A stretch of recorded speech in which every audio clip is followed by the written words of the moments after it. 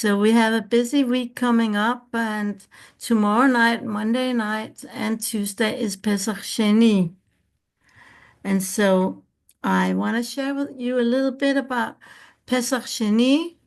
It's a very, very special holiday. I love the kind of holidays that are off the beaten track, that are kind of like in between. You don't have to celebrate it, but if you do, it's special.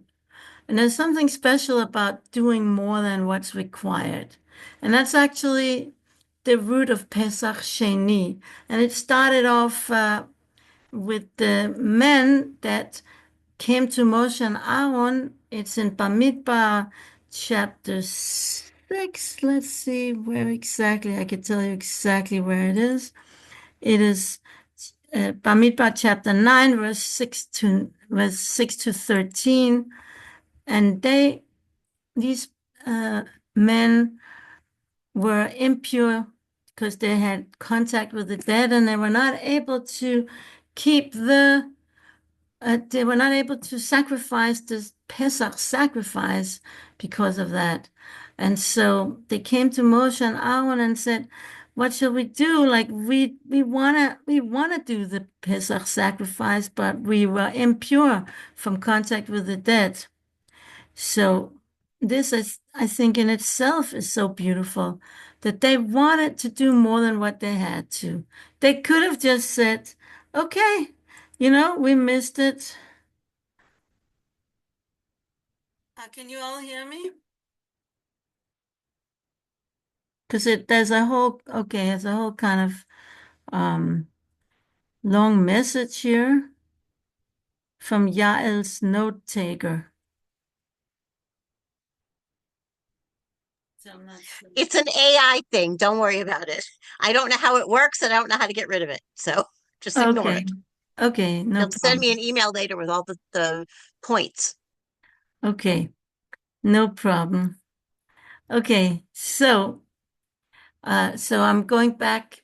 What the whole beginning of Pesach Sheni came from a yearning and a longing to wanted to get close to Hashem through the Pesach sacrifice, even though they could have excused themselves and said, "Well, we don't need to do it because we had a very good reason." It says honest patranlan, people who are forced.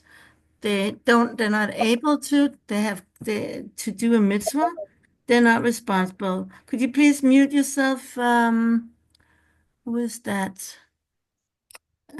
Everybody, can you please mute yourself? Because I don't know how to do it this moment. Oh, here we go. Okay. And so, so that's what we learn. One of the most important thing that we learn from Pesach Sheni, if you want something, and it's good to want something. You yearn for something, you should ask. You should ask for it. And when you ask for it and you pray for it and you ask for it, there's a very big chance that you will receive it. Maybe not right away, as sometimes the Hashem always answers us. Sometimes the answer is yes. Sometimes the answer is no. And sometimes the answer is wait, you know. But in any case, when we really ask for something truly and sincerely that we want, and we want to be closer to Hashem, we get the opportunity. And the same thing we see with the daughters of Zelophehad, that they asked Moshe what should be the case when our father, he passed away without any sons, he only had daughters. Who shall we want that his inheritance should be given to us? And so Moshe didn't know the answer. She had to ask Hashem. Also, the same thing happened with the people who asked for being able to do the Pesach sacrifice. Moshe didn't know the answer. He had to ask Hashem. And so these people, because of the yearning and the longing for closeness to Hashem, they drew down new Torah from Shamayim, from heaven. And because of that, there is new laws being given. So that's one thing about Pesach Sheni. And for me, I really always like to ask for, I always, like, if I don't understand something, I ask Hashem, I don't understand it, please teach me. And usually it always opens up and I find a Torah source that answer my question, but it can be not just in Torah and everything. So I wanted to also touch upon another really beautiful concept of Pesach Sheni, and that is it's never too late. So that also ties in with Imuna healing. But both of it does. Asking and yearning. Like when we do Imuna healing, we're supposed to do it because we yearn for closeness to Hashem. We want to bring that to the people we treat, but it also brings us closer to Hashem when we do Emunah healing, because we have to strengthen our Emunah in order to be able to use Emunah healing to help others. So it helps ourselves first.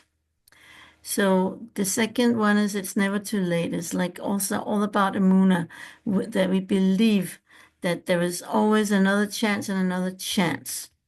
And so, because there's maybe this little voice of the Yetzer Hara of the other side, the little Amalek inside, saying, it's too late, you can't fix it, you're lost, it's just give it up, give it up.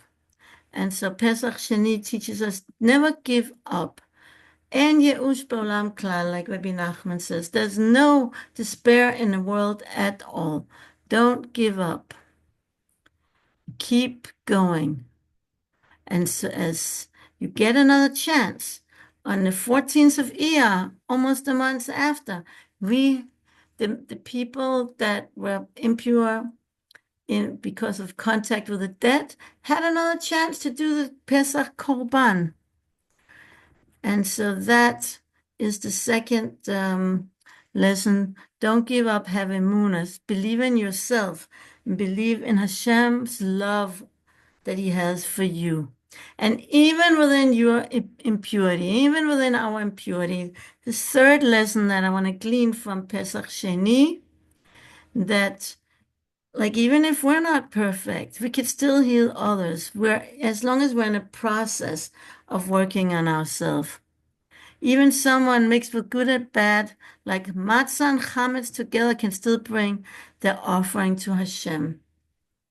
Because if they are connected to the righteous and sincerely striving.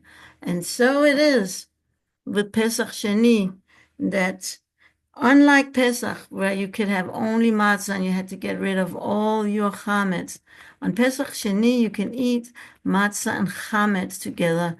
Matzah embodying the holiness, the tzaddik, the righteous person, the righteousness, but chametz embodying the ego, the less pure, the more mundane. And so these are the things I wanted to share with you. You're only given a second chance to summarize if you ask for it. If you don't ask, you don't get it. So on the real Pesach, says Shlomo Carlebach, I'm not bringing down the light of Pesach with my question. I'm asking why the light is here. And I'm asking to get deeper into the light. But on Pesach Sheni, the question is before the light, when it's dark, I come to God and I say, listen, God, why is it so dark? And God's answer is, I'm opening the gates of heaven just for you. And on a practical level, Pesach Sheni is a time to do the things you didn't manage to get done before the first Pesach. It could be cleaning your windows, or it could be calling up close family and friends and wishing them a good Pesach. It's never too late. You always have a second chance. And Pesach Sheni Sameach. Okay, so.